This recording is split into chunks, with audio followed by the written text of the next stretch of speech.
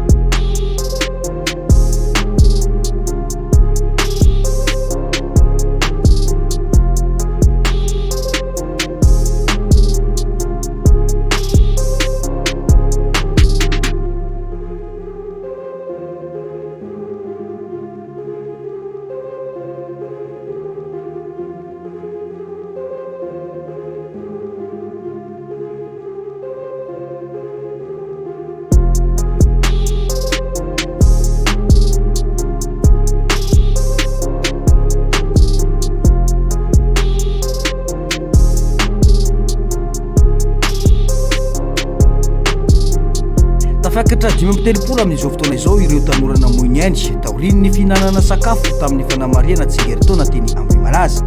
Misy ireo voalaza fa sitrana ka nivoaka ny hopitaly kanefa dia niverina raratampoka ka tsy tanany ainy.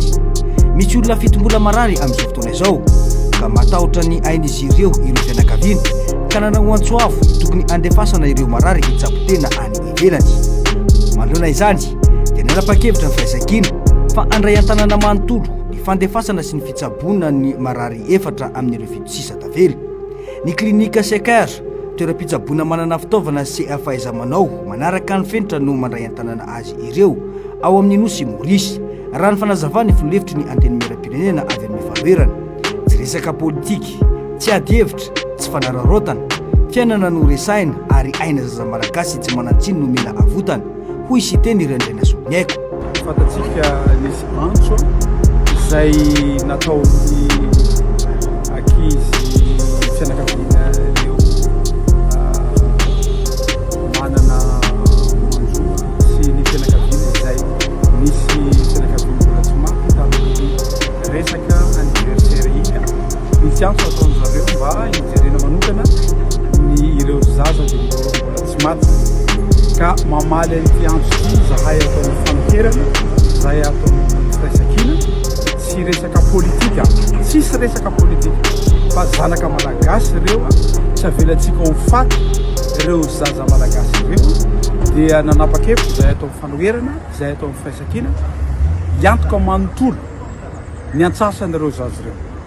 Dia anjaran'ny fanjakana koa miantoka ny antsasa, penay ny billet d'avion classe affaire, penay ny transport local eto, penay satria ato amin'ity clinique sika ity zahay amin'izao fotoana izao ny olany rehetra dia ho penay ny antsasan'ireo zaza ireo.